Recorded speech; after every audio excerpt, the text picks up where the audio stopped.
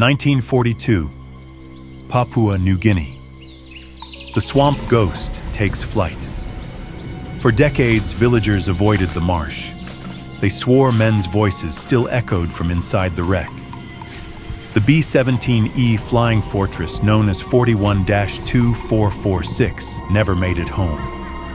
Shot up over Rabaul during a bombing run, it leaked fuel, engines choking as the crew fought to keep her airborne. They turned inland, searching for safety, but below them stretched nothing but swamp. With no choice, the pilot brought the bomber down into the Agaiambo marsh. The crash should have killed them, but somehow, every man survived.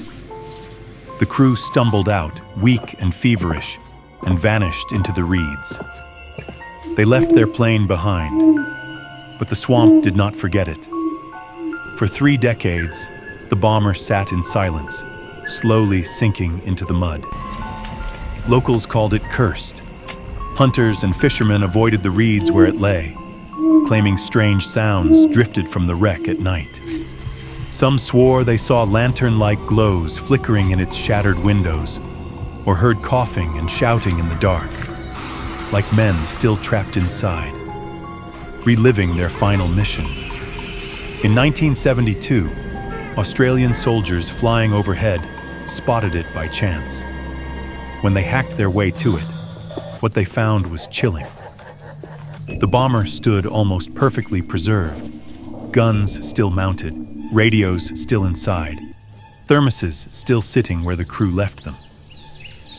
One soldier swore he smelled coffee, fresh, steaming, impossible. They named it the Swamp Ghost. Over the years, stories grew darker. Local guides told of seeing figures moving in the cockpit at dusk, pale men in flight helmets staring blankly through the glass. Others claimed the plane's machine guns sometimes glistened with dew, except it wasn't water, but a red stain that vanished by sunrise.